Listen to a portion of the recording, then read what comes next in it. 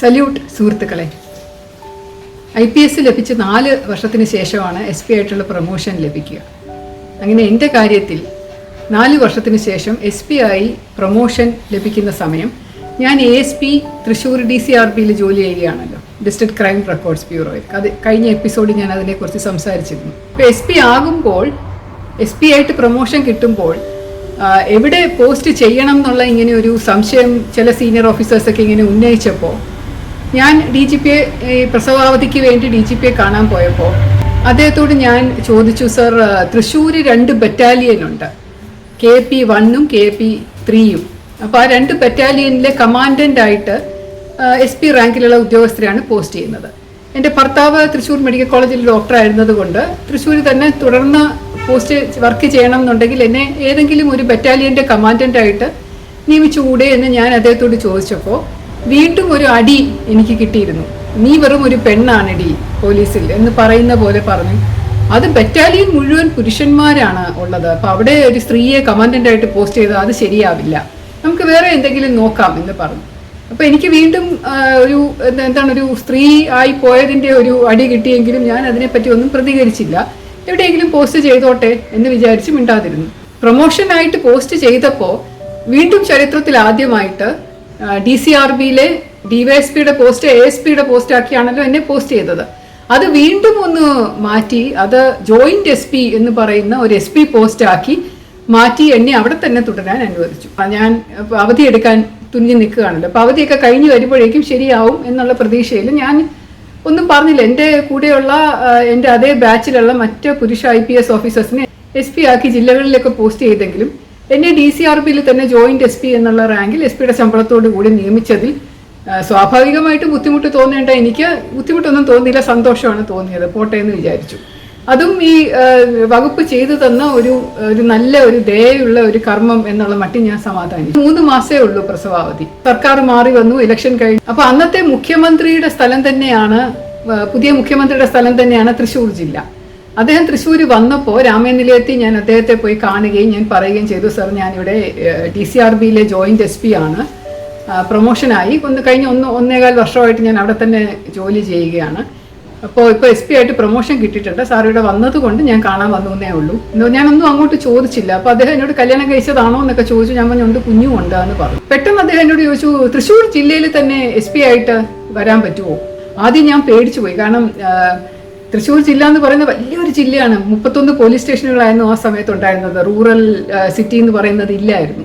കൂടാതെ ഒരു കൊച്ചു കുഞ്ഞിനെ വെച്ചുകൊണ്ട് പ്രസവാവധി കഴിഞ്ഞ ഉടനെ എല്ലാ ഡ്യൂട്ടീസും അങ്ങനെ ആത്മാർത്ഥമായി ചെയ്യാൻ പറ്റുമോ എന്നുള്ള സംശയം ഉണ്ടായിരുന്നു. പക്ഷെ എന്നാലും ഒരു മുഖ്യമന്ത്രി എന്നോട് ഒരു ജില്ലയുടെ SP ആകാമോ എന്ന് ചോദിച്ചാൽ പറ്റില്ല സാർ എന്ന് പറഞ്ഞാൽ അത് എൻ്റെ കുറവായിട്ട് കണക്കാക്കപ്പെട്ടില്ല എന്ന് വിചാരിച്ച് ഞാൻ ശരി സാർ എന്ന് പറഞ്ഞ് സമ്മതിച്ചു. ഒരു പ്രയാസവും ഇല്ലാതെ എന്നെ തൃശ്ശൂർ SP ആയിട്ട് പോസ്റ്റ് ചെയ്യുകയും ചെയ്തു.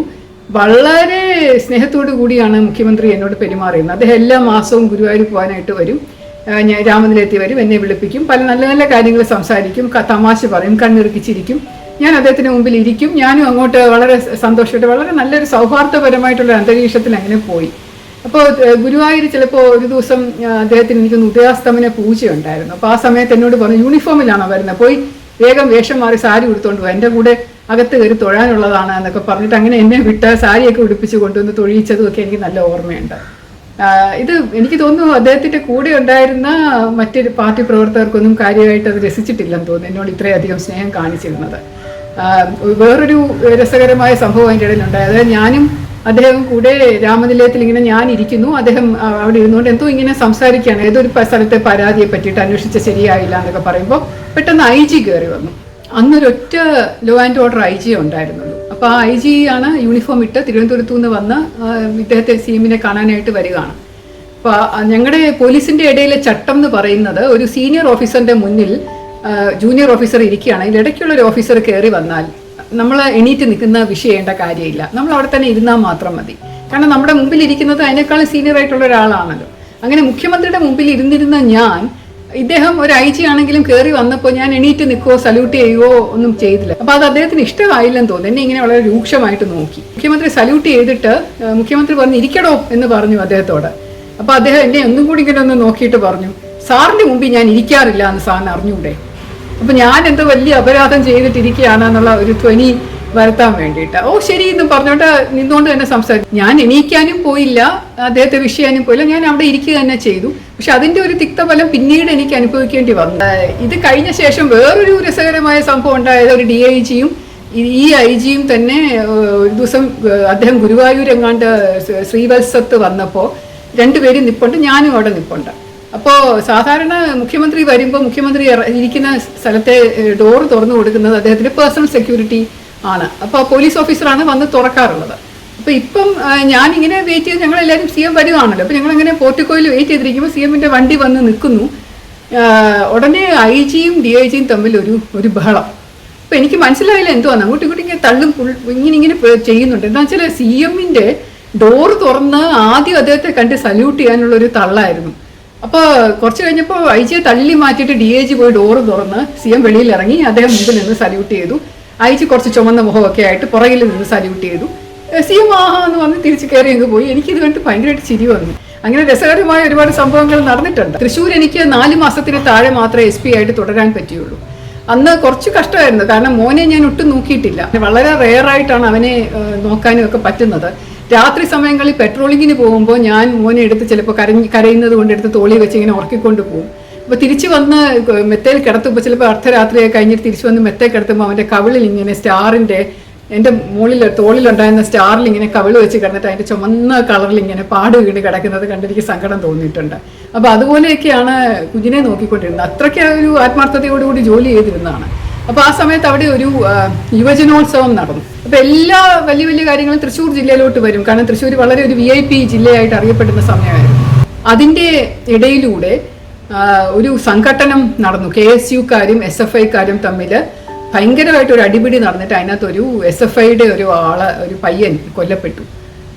അത് കുറച്ച് ഞെട്ടിക്കുന്ന സംഭവമായിരുന്നു അത്. അപ്പോൾ കാരണം SFI കുറച്ചും കൂടെ KSAയെക്കാളും വിപ്ലവത്തിൽ ഒരു പടി കൂടി മുമ്പിട്ട് നിൽക്കുന്ന ഒരു വിദ്യാർത്ഥി സംഘടനയാണല്ലോ. അപ്പോൾ അതുകൊണ്ട് അവരുടെ ഒരു ആൾ മരിക്കുമ്പോൾ അത് വളരെ സീരിയസ് ആയിട്ട് അവരെടുക്കും. അപ്പോൾ അതുപോലെ സീരിയസ് ആയിട്ട് ഞാനും അതിനെ എടുത്തു.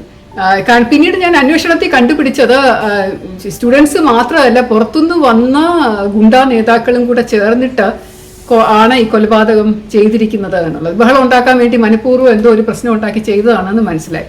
അപ്പോൾ അതുകൊണ്ട് FIR ഇട്ടപ്പോൾ ഞാൻ സത്യസന്ധമായിട്ട് പ്രതികളുടെ പേര് പറഞ്ഞ ആൾക്കാരുടെ പേരാണ് ഇട്ടത്.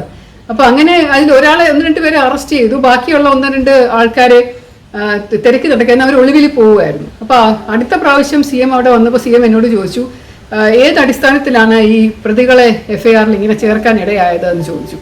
അതിനകത്ത് 2-3 പേര് അതിനകത്ത് ഉണ്ടായിരുന്നില്ലല്ലോ.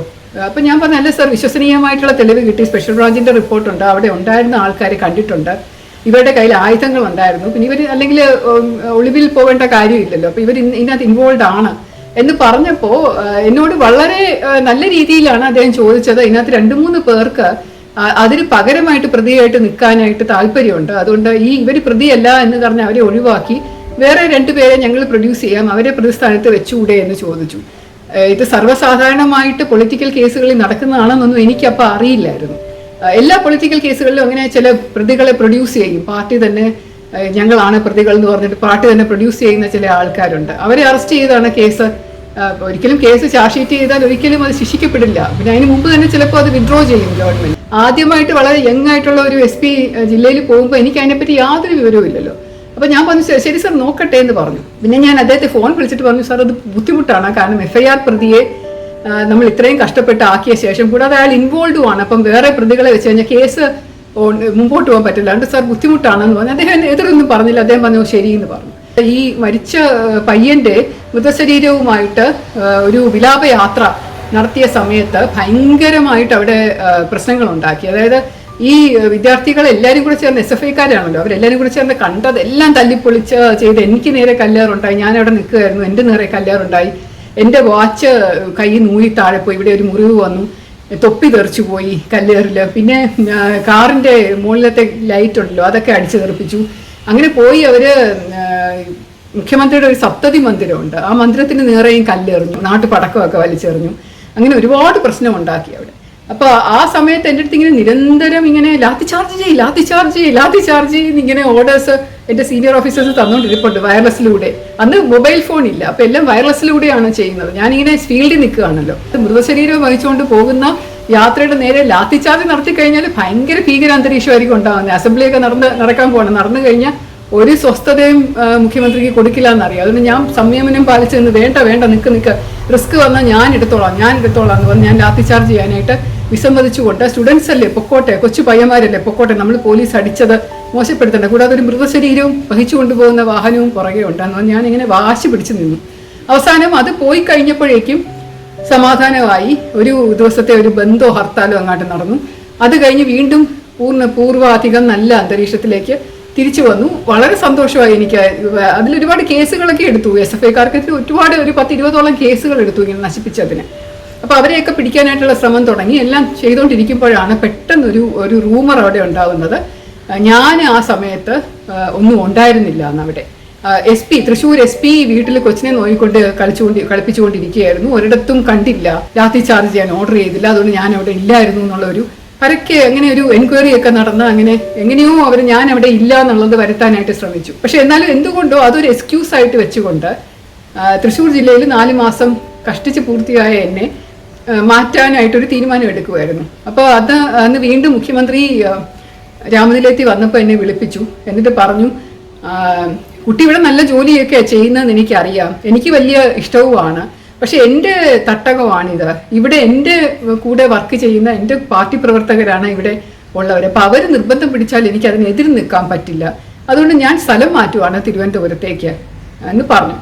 അപ്പോൾ ഞാൻ പറഞ്ഞു, ശരി സാർ, എനിക്ക് കുഴപ്പമില്ല, സാർ എവിടെ വേണമെങ്കിലും പോസ്റ്റ് ചെയ്താലും എനിക്ക് ബുദ്ധിമുട്ടില്ല, പക്ഷേ എനിക്കൊരു റിക്വസ്റ്റേ ഉള്ളൂ, എൻ്റെ ഭർത്താവ് തൃശ്ശൂർ മെഡിക്കൽ കോളേജിലുണ്ട്, അദ്ദേഹത്തെയും കൂടെ തിരുവനന്തപുരം മെഡിക്കൽ കോളേജിലോട്ട് മാറ്റി തരണം, എന്നാൽ ഞങ്ങൾ ഹാപ്പിയാണ് എന്ന് പറഞ്ഞു. അപ്പോൾ അദ്ദേഹം പറഞ്ഞു, ശരി, തിരുവനന്തപുരത്ത് വന്നിട്ട് എന്നെ ക്ലിഫ് ഹൗസിൽ വന്ന് കാണും, നമുക്ക് എന്താണെന്ന് വെച്ചാൽ ചെയ്യാം എന്ന് പറയുകയും ചെയ്തു.